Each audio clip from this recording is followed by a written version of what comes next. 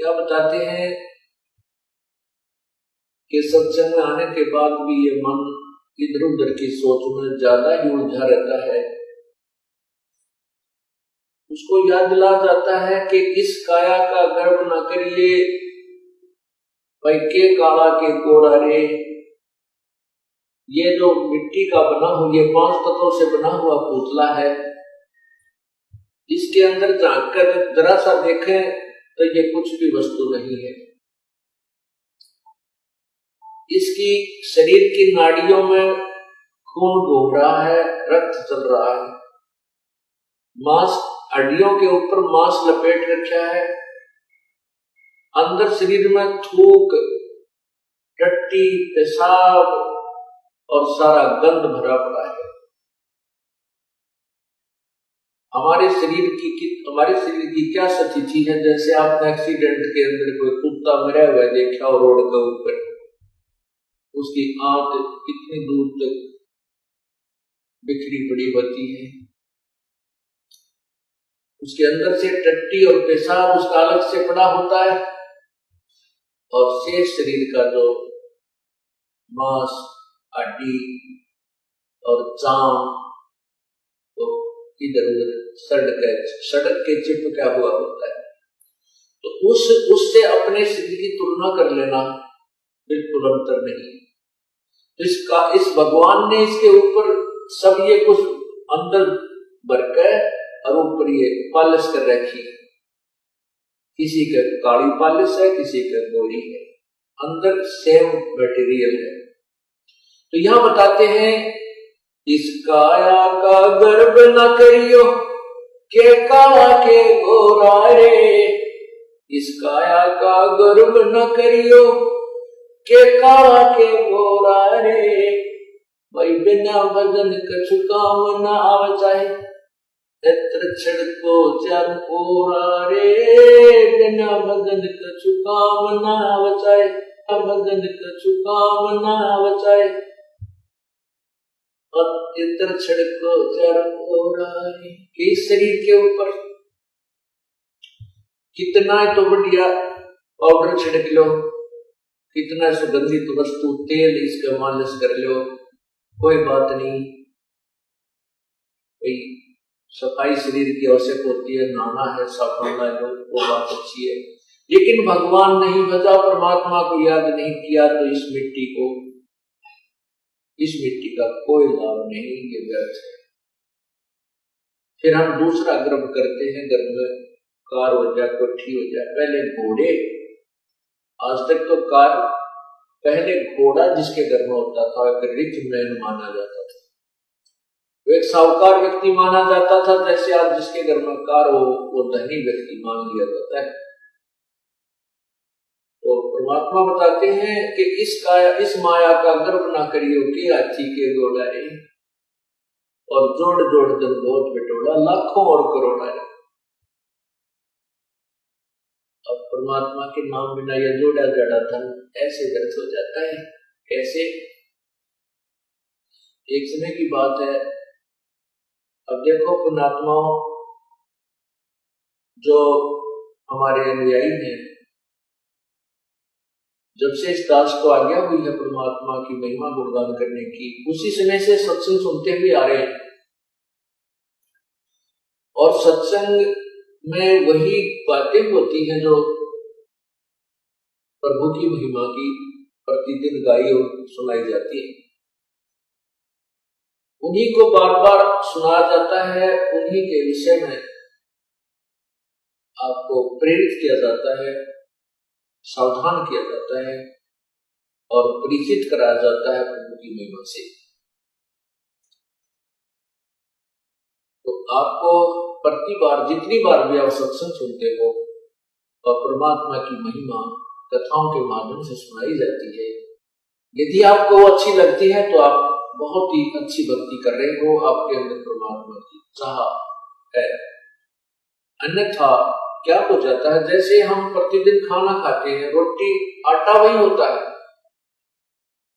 और रोटी वही होती है। यदि आप स्वस्थ हैं तो वही रोटी उसमें दाल सब्जी का थोड़ा बहुत फेरबदल हो जाता है। अगर दाल सब्जी ना हो और स्वस्थ है, समय पर आपको खूब भूख लगेगी, और समय पर जब आपको भूख लगी होगी तो सूखी रोटी हो, अचार मिल जाए तो भी अच्छा, नहीं तो पानी के साथ खाकर भी स्वादिष्ट लगती है, पेट भर हो जाता है। यदि वो व्यक्ति बीमार हो जाता है, बुखार हो जाता है, और मलेरिया बुखार जिसको हो जाता है, उसने रोटी अच्छी ना लगती, उसको वो रोटी अच्छी नहीं लगती, कड़वी लगती है, मनुखा दाग से संतरा उसको बहुत ही कड़वा लगता है। न तो वो सेब कड़वी है, ना मनुखा दाग कड़वी है, ना रोटी कड़वी है। कड़वी उस बुखार ने, उस पुण्यात्मा, उस भक्त की के शरीर की अवस्था को खराब कर दिया, जिसके कारण उसको मीठी वस्तु भी कड़वी लग गई। इसलिए तुलसी साहब कहते हैं, तुलसी पिछले पाप की चर्चा ना भावे, और जैसे जड़ के वेग ते भूख पैदा हो जाए। जब हमारे ऊपर पाप कर्मों का दबाव बढ़ जाता है, बुखार बन जाता है, तो हमारे को परमात्मा की महिमा रूपी मनुखा दाग कड़वी लगती है, अच्छी नहीं लगती, स्वादी नहीं, रुचि नहीं बनती, सुनने को आनाकानी करता है। और जिस समय ये बुखार उतर जाता है, जिस समय उसका रोग बुखार जबर उतर जाता है, फिर वही व्यक्ति उन्हीं रोटियों को, चाहे रूखी मिल जाए, सूखी मिल जाए, नमकीन हो, सब्जी मिले चाहे ना मिले, उनको रुचि कर खा जाता है, क्योंकि वो स्वस्थ है। जिस प्रकार जबर उतरने के उपरांत स्वस्थ व्यक्ति सुबह शाम उन्हीं रोटियों को रुचि खाता है, उसके मन में रुचि नहीं बनती, तो वह स्वस्थ है। इसी प्रकार जिस समय आपके पाप कर्म सत्संग में आने से नरम हो जाएंगे, भजन सिमरन से कम हो जाएंगे, आपको परमात्मा की चर्चा इतनी स्वादिष्ट लगेगी कि आप बेसब्रे हो जाओगे। आपको चाहे 100 किलोमीटर पर जाकर भी सत्संग सुनना पड़े, 400 किलोमीटर भी जाना पड़ जाए, आपको ऐसी भूख लगेगी, आप पहुंच जाओगे, क्योंकि आपके वो पाप कर्म समाप्त हो चुके हैं, जो जिन्होंने आपके मन में, आपकी आत्मा में बुखार बना रखा था, जोर बना रखा था। आप स्वस्थ हो गए, आपकी आत्मा स्वस्थ हो गई है। अब इसको राम नाम की चर्चा की भूख लगती है। तो जैसे भी जो भी प्रतिदिन खाना हम खाते हैं, प्रतिदिन अच्छा लगता है, तो हम स्वस्थ हैं, और जिस दिन अरुचि होगी, समझो बीमार हो गए। उसका ट्रीटमेंट क्या है, उसका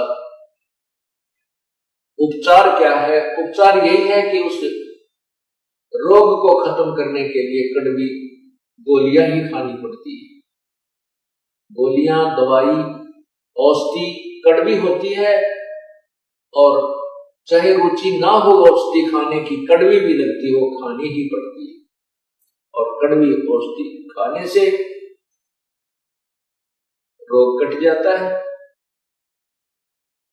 इसी प्रकार आपने कभी कभी सत्संग सुनते सुनते रुचि बन जाती है कि ये कथा तो हमने सुन रखी है, तो समझो आप बीमार हो गए, आपके अंदर पाप कर्मों का कोई दबाव कहीं ना कहीं से बन चुका है। और यदि आपके अंदर गदगद होती है, चाहे आपने 100 बार सुन रखी है, 1000 बार सुन रखी है कथाएं, और उतनी ही रुचिकर, और रुचिकर क्या, उसको सुनने के बाद फिर रोम रोम खड़े हो जाते हैं, कितनी बार सुने, क्योंकि वो तो हर बार सुनने और हर बार याद रखने की बातें हैं। फिर आपकी भक्ति, आपका जो ज्ञान है वो स्वस्थ है, आप ठीक सकते। तो इस प्रकार अब आपको बताया जा रहा है कि परमात्मा हमें बताते हैं कि तुम राम नाम के लिए समय नहीं, और संसारिक धंधे के लिए, एक पेट के लिए रात और दिन कहीं भी कठिन से कठिन काम हमें करना पड़ जाए हम तुरंत करने लग जाते हैं। और परमात्मा के लिए जो समय उस अब दिन प्रतिदिन के कार्य से बचे हुए समय में भी अगर परमात्मा के लिए तो समय निकाल लें तो भी हमारा कल्याण हो जाता है।